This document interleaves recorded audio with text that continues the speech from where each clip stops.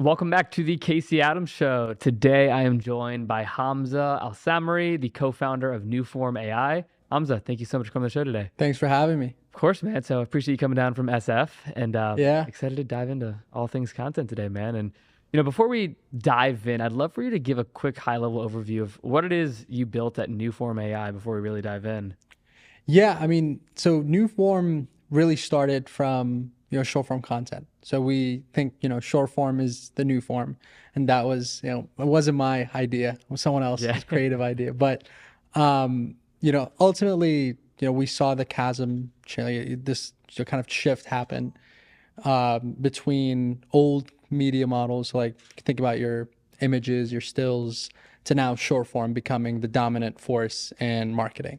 Yeah. So given what we noticed, we built, a whole kind of content engine where we have in-house creators making thousands of ads every month for, our partners. And we realized that, okay, a few years ago, there was a lot of content. There was not much content. And now there's a whole lot of it. Yeah. And the way we're trying to use AI in our workflows is ultimately not about creating content, because we think that human content is much, much better than AI generated stuff, and video generation is in there, but informing what to make. So sifting through this kind of noise and trying to extract signal about what content is the best, because these days, there's millions of ads posted every day. Yeah. So it's not about just making volume, it's about making the right type of volume. Yeah, no, absolutely. And I think too, just understanding what you guys do and like diving in even previously, it's fascinating, and we'll dive really all into that. But one thing that, we talked about briefly on the phone yesterday that I want to dive into is you go to Stanford, you started your journey in the world of writing a math book, which turned into a math Instagram page. I want to highlight this for a moment because I think your story and how it led to what you are doing now is very fascinating. So where did this, love for math and wanting to write a math book stem from initially in your early days? Honestly, for me, it was always about like the patterns I saw in nature, right? And, I was always like, as a kid, I was always inquisitive. And, I think math was just my natural way to express it. Yeah. And, like over time, I kind of got attracted to the actual field, but it didn't start off that way. It started off as just like a kid being curious. And I wanted to get into a good school. I wanted to get into, Stanford or something else. So I had the bright idea to write a math book. But I realized that, not many people kind of buy math books for fun. So I needed a way to market it. Yeah. And that's where the kind of content angle comes in. So I started a math page in high school, creatively The called. math Instagram page. Yeah. So I posted, I still remember, it was like June 25th, 2019. Wow. So it's been like, what, 5 years? Yeah, for sure. It's crazy to think about it, but like I guess, yeah, like over 5 years ago. And it was literally like I scribbled down something on a piece of paper and posted it to Instagram. And I got my first like, Yep. and I was hooked. It worked. Like the dopamine hit worked. And then I posted a second time, I got my first comment. And then I posted a third time, and I like kept refining the content over time. And I got addicted to it because it was like, I felt like it was something that was honestly a much bigger dopamine hit than doing math problems. So I was like, the actual like growth and the numbers being moved every day, that's what I got into. So I like, ultimately I'm a numbers guy, but I like things moving on a screen now. For sure. No, it's so cool to hear that. And it's so, I think we, as entrepreneurs that are kind of get into this social world initially, everyone has their kind of story of like, when the first like or the first post or something, the first thing goes viral, and it just kind of bends your brain to think of like, what are the opportunities here? And like, how can I take, not only capitalize on this, but, one could say Facebook advertising, one could say content.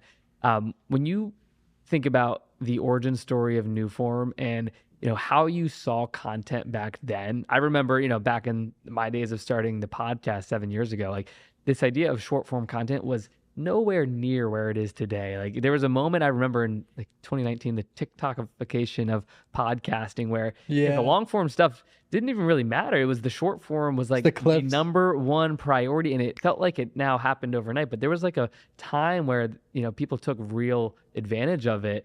What did you see back then that maybe people should start thinking about now in that same mindset of like what are the opportunities that you see today in short form that maybe you kind of felt similarly about back in 2019, 2020?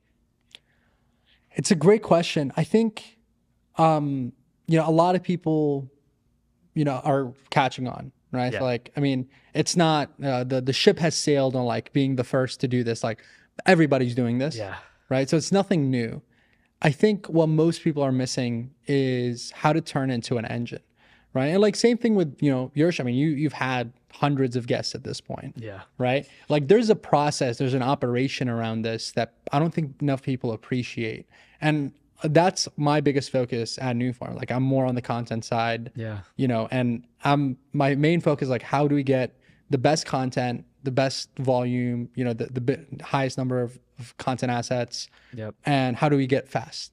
So I think like not enough people are doing that well, and it's mostly just like, hey, I have this influencer, let me pay them Yeah. $500 for a video, and then maybe I'll get it 2 weeks later, and maybe I'll like report back learnings in 2 weeks.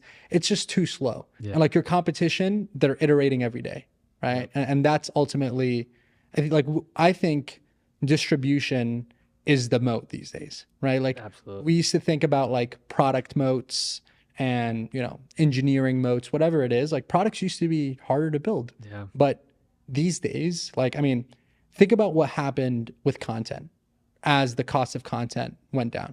Like, how many videos were made 20 years ago versus now? Oh yeah. Night and day. It's Millions of right. videos versus, however many, very less frequent. Because, I mean, you had the iPhone, you had Yep. TikTok, CapCut, all these tools, what we call Rails, now exist to make content creation really easy. The same thing is happening with software. So, like, if you think about, AI and what's doing to actual software engineering, it's making the Rails and these whole like product modes less important. And obviously, product still matters. But in a world where anyone can, outcompete on distribution and the product offering is similar and you can iterate faster because now you have, all these AI code assistants, For sure. distribution becomes more important. Yeah. And I couldn't agree more, right? And you see that so much, and just even on the CPG landscape, right? You see people like Logan Paul and launching Prime, where you have a brand like Gatorade or these massive organizations, and they'll triple their followers in terms of like the distribution they have and how that converts to on the shelves and sales, and just you see that I think in these creator-led brands, but also kind of as you said from the technology standpoint, like how do you then create that same distribution not only for CPG products but for the tech brands. And I know you guys have worked with so many great brands in terms of the content strategies. When you're first approaching a brand, and maybe for entrepreneurs and CEOs out there, how should they be thinking about their content engine, and what are some learnings that you and the team have picked up over the years in terms of the framework of how you think about it and how you actually go about executing it? I think like everybody needs like their Jake from State Farm. Yeah, What is it? Like for sure. think about Jake from State Farm and the fact, that figure had on State Farm's business. Yeah. I think like the same thing holds true with, businesses these days. And big and small. Like you don't need to be State Farm to have your own creators, right? Yeah. And I think like, I'm biased because in my last startup, I was that Jake from State Farm. I made all the ads. Yep. So it's like, it was this VC-backed app called Faves. And, I was doing everything from A to Z. So I was like head of growth, and I was making every single ad, running it. And I made maybe 1,000 ads, in my time there. And I was like, that was my job, was just like making the best content. I think like a lot of people that we talk to these days that have scaled pretty quickly, Yeah. like these guys, they're actually like right next to us in our office in New York, Resimi. Okay. So there's this app, Resimi, and it's actually like, it's funny because I met the founders like over a year ago at this point because they loved what we were building at Faves. Okay. So Resimi is this like recipe tracking and saving app. So you can like save your favorite recipes, you know, keep a Love the list of what you're cooking, what you want to cook. And it's like a simple, you know, utility subscription app. A lot of people like it. And I kid you not, they make hundreds of ads every month. And it's like almost, it takes up so much of the founder's time because like that's their main content engine. And now they, you know, they rake up hundreds of thousands of downloads every month. Wow. And it's because of content. And I think like you're seeing more and more of this, you know, ultra focused, you know, distribution approach from like, I would say the new age of software companies. Yeah. That you you look at didn't Duolingo, see. right? And how they've gone about just their content strategy and the character of, you know, the bird, and, you know, I think they have 10 million followers on TikTok or something like that. Yeah. It's crazy to see. Yeah. And like that's their Jake, you know, from State Farm. Exactly. You know, like, you need one. Yeah. At what point in a company's, I guess I should reiterate that when you're talking to different companies, you know, early stage startups to more, you know, larger scale enterprises, how do you speak differently to content strategies within these organizations, right? One could say founder-led brand from the beginning is so much more impactful, but if you're talking to an organization that has this marketing team and they have processes and there's like very structured, I guess, how do you view that in terms of like the time of going about like really implementing a strategy when it's just, you know, early stages from the ground up versus talking to a team that, you know, is more established within an organization? Yeah, I think they're very different games because, I mean, we worked with this app for a while. It's called Mersul. So Mersul is like one of the biggest food delivery apps in Saudi Arabia. Oh wow! So they're like bigger than Uber Eats. That's incredible. Right? And we realized like something funny, which is like there's more people in Saudi Arabia that have the app installed than do not. So like at that point, like, like how do you do your marketing? And like, I think Uber had a similar story to where like they were running some sort of campaigns and they were literally like, we basically converted everyone that can be converted. So if you're dealing with like a big enterprise brand, right? Like you need to think about not just like the actual, you know, new user kind of acquisition, but cultivating your audience, getting them to purchase more from you and like exciting them about the product. So like, for example, like we're working with Binance right now. I love and Binance has like a specific campaign that we're working on with like Cristiano Ronaldo. Okay. Right? Like, frankly, that like, if you haven't had Binance already, you're probably like, you know, maybe you'll install it because of this, but like, it's also geared towards people who are already familiar with the brand. Right. So I think it's like strengthening the brand, the relationship, the touch point, all that stuff. Exactly. So I think like what I would say, a lot of early stage founders overestimate the power of brand because they don't have one. Yeah. Then it's like, brand is to be earned. Overestimate? Yeah. Like, because what are you optimizing in a brand? And of course, like you don't want to like come off chuggy or like, you don't want to dilute your brand, but like brand marketing as like an early stage startup, like I feel like that's a paradox. That's an oxymoron. Yeah, for sure. And when you say that, I guess let's go deeper on that. It's a paradox in the sense of you're so early stage, there's not too much to build around it, or what do you mean by that? Yeah, like a lot of people, and we see this all the time with content where like they're making Duolingo style content when nobody knows who they are. And like, yes, Duolingo can make a funny joke about Duolingo and it's funny. Like if like Duolingo is in the Twitter comments of like Wendy's telling them to like F off. That's funny. Or like there's like fast food Twitter beef. For like sure. Wendy's and McDonald's. They always like are in each other's comments. That's funny. Because they're reputable and people know them.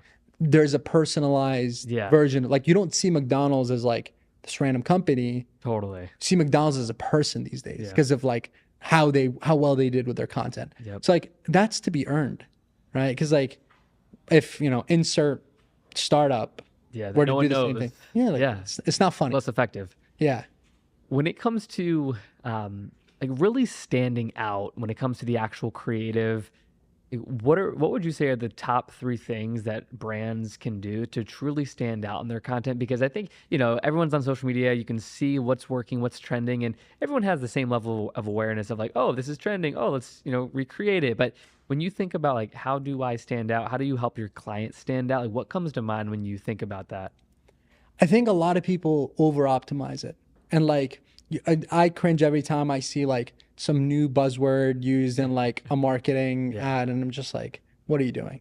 Right. Like, I think, um, what was it? It was like, yeah, like I came across some like corporate ad that was like, this is the new demure way to do that. I'm like, no, Yeah. like, like you don't want, like, funnily enough, I think like organic content, maybe you lean into that if you're a well-known Yeah. brand, on organic content, you want to lean into trends.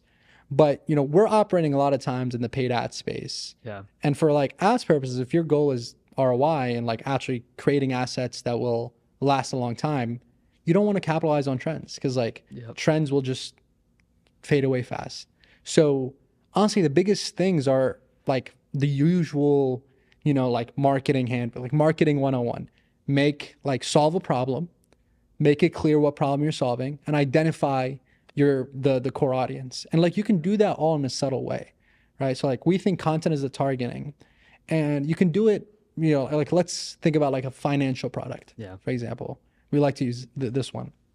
Like, let's say the hook is, I don't know where to invest my money versus like, I need a new side hustle.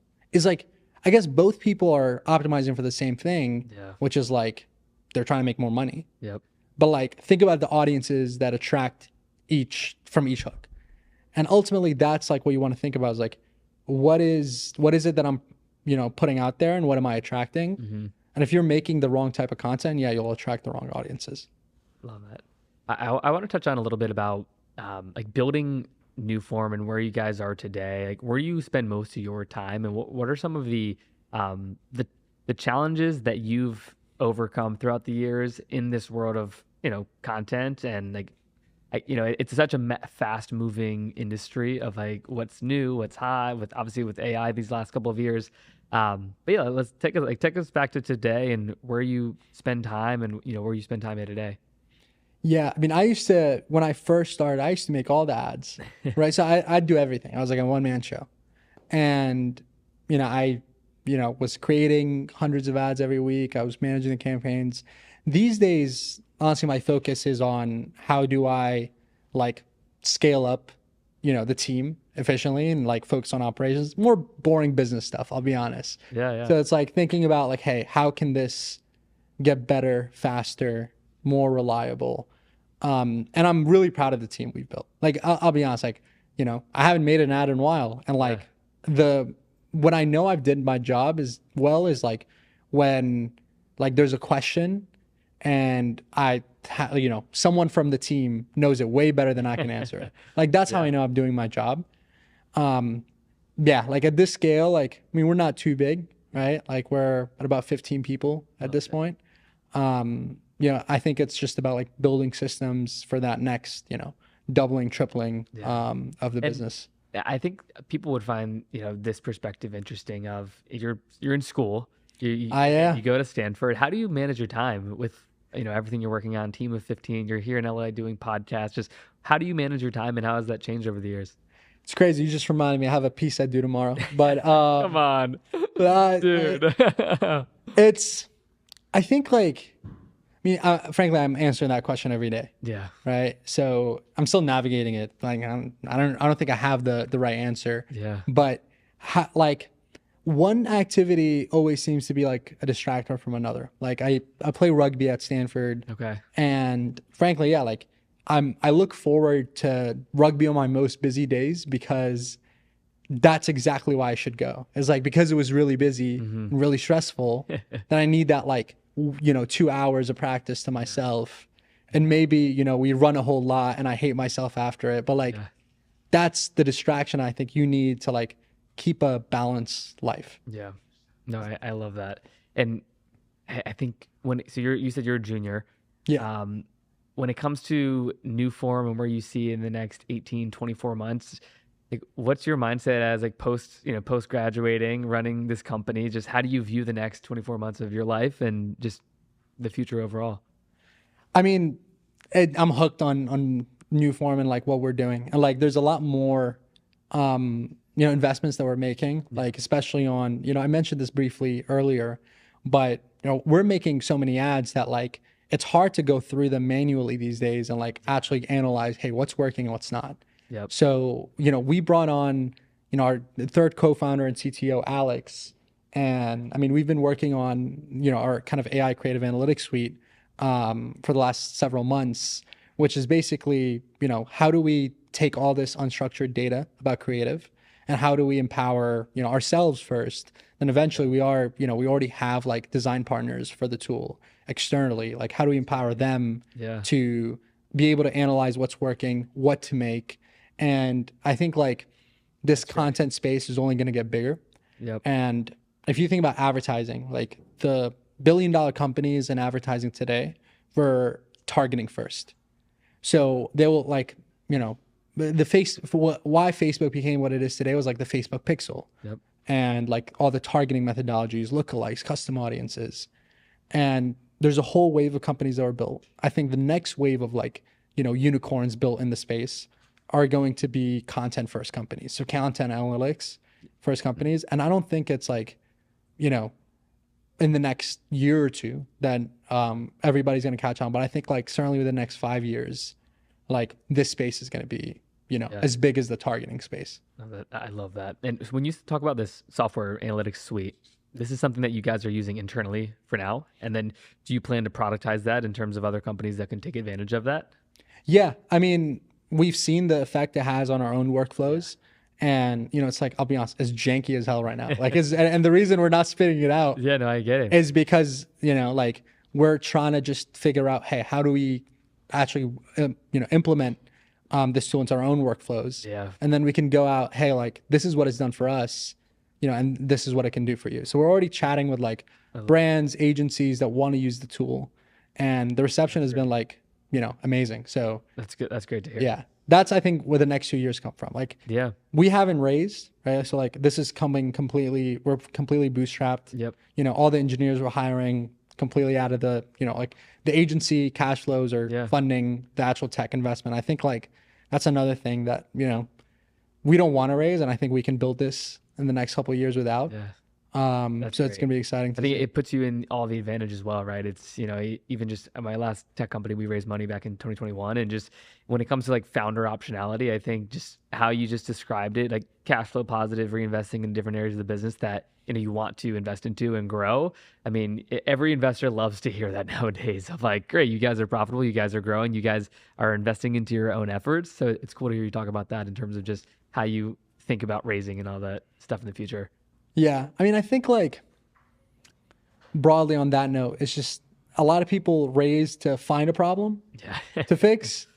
And I mean, I think that's been like the whole idea is like at least a seed rounds, like you can go find your product market fit. Yep. I think that's worked for a long time until I don't like these days. It's really hard. Like in seed stage, even investing, like people want to see product market fit because the market's shifted. Oh yeah. Right? So even seed companies now are expected to have revenue, to have like customers, some sense of product market fit. And frankly, I'd much rather like focus our time on like, instead of like trying to raise some round, focus our time on actually building the tool, talking to customers. We've already built the agency. We have like 30 clients or something like right now, and plenty more conversations about the technology side. So we don't really need the funding anyway. For sure. No, I love that approach to it too. And I think too, especially being up in SF, and I'm sure you're surrounded by, and you talk to all these companies that are raising all this money. Stanford, Yeah, exactly. Yeah. It's like the opportunity will present itself, and you guys are going about it, in my opinion, the right way. And it's super cool to hear about that. I want to talk about just not only trends, but opportunities when you think about like, new form is the name of the company. New form of content is what you said earlier. Like when I see content today, things that are sort of like sparking my attention are like, okay, the AI avatars and how you can duplicate yourself. And how does that scale, and where does that fit into the puzzle piece of the next new form of content. And like once it's really nailed, because I know like, I've used so many different like AI tools or caption tools, and there's always like, and you kind of hit on it earlier, like the personalized element that it's hard to give 100% away to a tool or some type of AI product. But I think that will quickly change over the next couple of years in terms of like, what will Mr. Beast is him talking in the intro or the outro, or is it his AI clone? And how do you guys think about that in terms of like the scalability of ad creative with the use of AI clones and Yeah. that overall? I mean, so I think there's a whole lot to analyze there, right? I'd say like here are a few takes. I'd say take number one is if you think about like who AI content benefits the most, it's not necessarily companies, it's like the actual platforms. Because what is the number one headache of every platform? It's like creators. Yeah. Right. So like YouTube's number one expense item is the money they have to pay out to creators. Yeah. And if you tell YouTube, we can give you the same level of like advertising dollars, because like people still spend time on it. Yep. And you don't have to pay half of your revenue out. Yeah. I think they'll be pretty happy. So I think like the platforms stand to benefit the most from AI generated content. I still think it's far out from a world where, you have an AI generated social media platform. Yeah. And it'd be really interesting to see one take place. I think like on the advertising side, we actually so being a math major, I wanted to actually analyze like, are AI ads going to be more profitable like to run? I think like obviously, so if you think about the average cost of an AI ad, maybe $1, Yeah. right? The average cost of like a UGC ad, like a video, maybe $100. And I'm just like rounding up. So if you actually do the math, like, okay, well, AI can make 100 AI ads for the cost of one, normal ad. So it should be a no-brainer that AI ads are more effective. But if you actually look at like how ads accounts work, like 1 in 30 or 1 in 40 ads make up half of the spend. It's like those, you're optimizing for that 1 in 40. Yeah. And if you look at like those ads, like if you plot a normal distribution, if you plot a distribution of like, let's say ROI per ad, you get something that's a normal distribution, just like a normal bell curve. And the best ads that you want to spend your money on are like 2 standard deviations away. They're that like top 2%. So you actually crunch up the math. Like let's say AI ads only 20% worse on average, right? Now you have to test so many more AI ads to get to something just as good as like the top 2%. So maybe it's like only the top 0.1% of AI ads make it. So what most people are not accounting for is like the cost of testing, because it's not free to test on an ad. It might be free on organic, because on organic, it doesn't cost much to it doesn't cost at all to post. But on paid ads, let's say you're optimizing for a purchase. Well, you need to spend at least a couple $100 to know if like this ad is working or not. Yeah. Like you can't spend $1 and be like, oh, well, this didn't work. This didn't get a purchase. So true. And I do want to say, just for time purposes as well, like one question that keeps coming back to my mind is just, for the companies out there that are probably every company knows like I need to be putting more time into distribution, content. What would you leave companies and founders with today when it comes to their first step if they feel that they're leaving, money on the table, opportunity on the table when it comes to their content strategy? Where should they start? I think, if you haven't done, like let's say paid ads or any paid marketing at all, right? Frankly, you want to get started, even if it's with a small volume of assets, right? Like hire a creator off of TikTok Creator Marketplace or something. Like it does not need to be expensive. And the reality is like what we do, like, we're not good at taking things from 0 to 1. We always tell this to people.